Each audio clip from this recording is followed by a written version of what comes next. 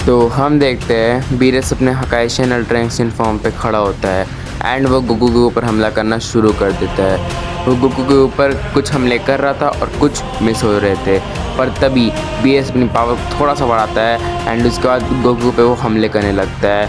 और इस बार Goku Beerus के हमले को नहीं रोक पा रहा था और बीरस इतने सारे हमले करते हैं गोकू पे, जिस वजह से गोकू काफ़ी दूर जाकर गिरता है। और फिर बीरस एक सूरज जितना बड़ा एनर्जी बॉल क्रिएट कर देता है और वो उस एनर्जी बॉल को गोकू के ऊपर थ्रो कर देता है।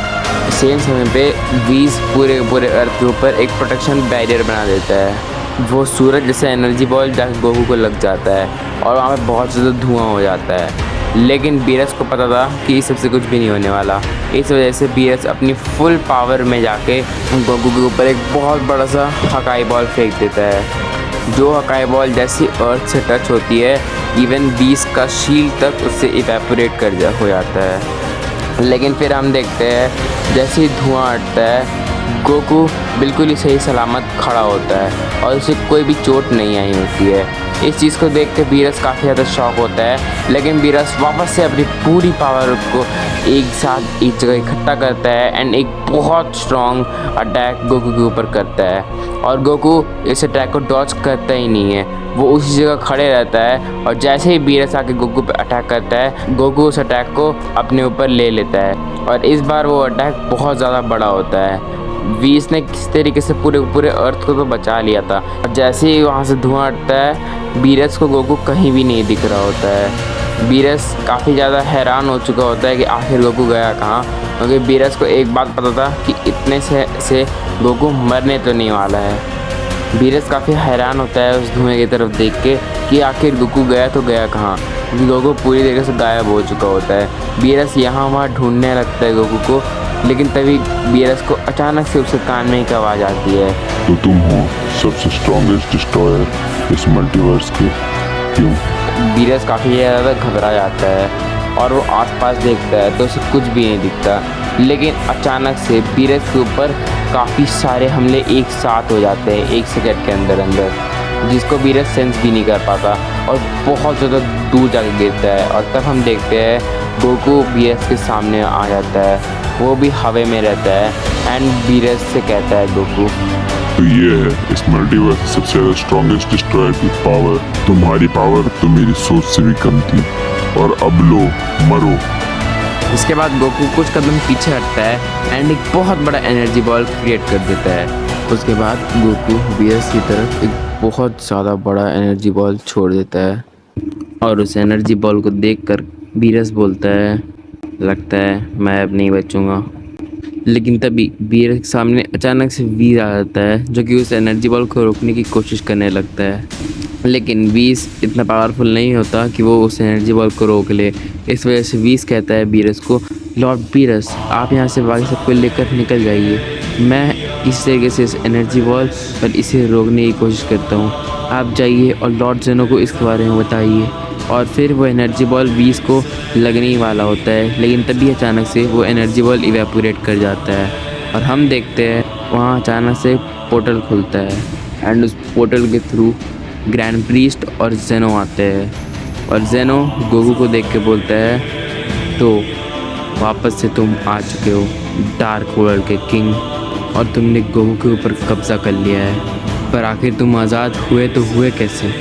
कि मुझे जितना याद है उसने तुम्हें काफ़ी अच्छे से सील किया था वहाँ पर।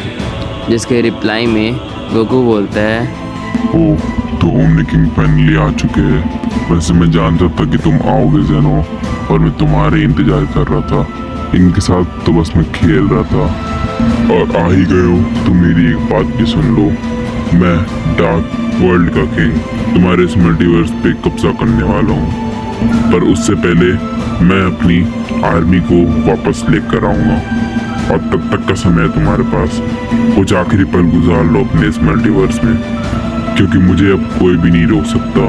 मैं बहुत ज़्यादा स्ट्रॉन्ग बन के आया हूँ और इस सयन मॉडल की बॉडी एक नेक्स्ट लेवल पोटेंशियल होल्ड करती है और ये मेरी फुल पावर को झेल सकती है। इसी वजह से मैं एक बार अपनी आर्मी को वापस ले आऊँ, उसके बाद अपनी फुल पावर से तुम पे अटैक करूँगा और इस बार मुझे वो भी नहीं रोक पाएगा। लेकिन अब अगर हम मिल चुके हैं अभी यहाँ पर, तो मैं तुम्हें एक तोहफा देना चाहता हूँ। और इतना कहने के बाद अचानक से गोकू गायब हो जाता है और अचानक से ही ग्रैंड प्रिस्ट के मुंह से खून निकलने लगता है। जब ग्रैंड प्रिस्ट नीचे देखते हैं, गोकू ने ग्रैंड प्रिस्ट की छाती के आर पार अपना हाथ कर दिया होता है, जिसके बाद गोकू कहता है कैसा लगा तोहफा। और इतना कहने के बाद ही गोकू वहाँ से गायब हो जाता है और जेनो ग्रैंड प्रिस्ट के पास जाकर ग्रैंड प्रिस्ट को हील करने की कोशिश करता है, लेकिन ग्रैंड प्रिस्ट हील नहीं हो पा रहा होता है, क्योंकि जिस डार्क पावर का इस्तेमाल करके गोकू ने ग्रैंड प्रिस्ट को ख़त्म किया था, वो डार्क पावर ग्रैंड प्रिस्ट के सेल्स को रिजनरेट नहीं करने दे रही होती है और इस वजह से ग्रैंड प्रिस्ट वापस से रिकवर नहीं हो पा रहा होता है। जेनो बहुत ज़ोर से चिल्लाता है, मैं तुम्हें छोड़ूंगा नहीं डार्क वर्ल्ड के किंग।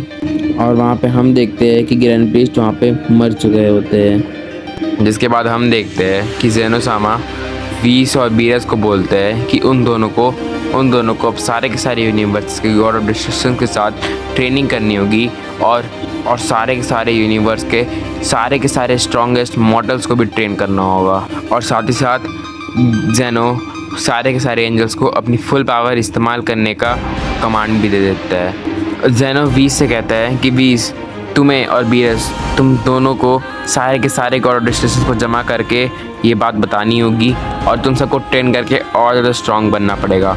और साथ ही साथ सारे के सारे यूनिवर्सेस के सारे स्ट्रॉन्गेस्ट मॉडल्स को तुम्हें इकट्ठा करके उन्हें भी ट्रेन करना होगा ताकि वो भी स्ट्रॉन्ग बन पाए, क्योंकि अब शायद से एक बहुत बड़ी वॉर होने वाली है, तो हमें बहुत ज़्यादा स्ट्रॉन्ग बनना पड़ेगा, वरना इस वॉर में अपने मल्टीवर्स को खो देंगे।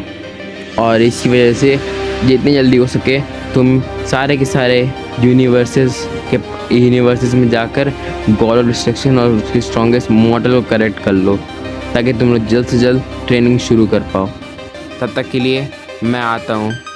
और इतना कहने के बाद जेनो सामा वहाँ से निकल जाता है और हम देखते हैं वेजिटा को, जो कि वीस से पूछता है आखिर ये सब हो क्या रहा है, गोकू को क्या हुआ है और आखिर ये डार्क किंग कौन है और आखिर इसने ग्रैंड प्रिस्ट को इतनी आसानी से ख़त्म कैसे कर दिया। जिसके रिप्लाई पे वीस कहता है, देखो वेजिटा, मैं तुम्हें सब कुछ तो नहीं बता सकता, लेकिन मैं तुम्हें जितना बता सकता हूँ वो ये है कि डार्क किंग बहुत ज़्यादा स्ट्रॉन्ग है और पास्ट में इस डार्क किंग ने पूरे के पूरे ओमनीवर्स के ऊपर कब्ज़ा करने की कोशिश की थी, मगर उस समय किसी ने इस डार्क किंग को रोक दिया था। पर अब हमें कुछ भी नहीं पता कि वो कहाँ है और क्या वो हमारी मदद करने दोबारा आएगा या नहीं। इसी वजह से हमें तैयार होना पड़ेगा, हमें अपने तैयार होना पड़ेगा और हमें किसी भी तरीके से इस डार्क किंग को हराना पड़ेगा, वरना हमारा मल्टीवर्स और फिर ये ओमनीवर्स सब कुछ वो डार्क किंग तबाह कर डालेगा। जो जूनो के पैलेस में होते हैं और वो जूनो से कहते हैं, तो जूनो, आपने इस मल्टीवर्स का फ्यूचर देख कर रखा है, तो जूनो मेरे पास आपके लिए कुछ सवाल है। जिसके बाद हमें दिखाया जाता है कि जेनो सामा जूनो से बात करने के बाद उसके पैलेस से निकल जाते हैं और कुछ समय बाद वो एक पैलेस के सामने जा पहुँच जाते हैं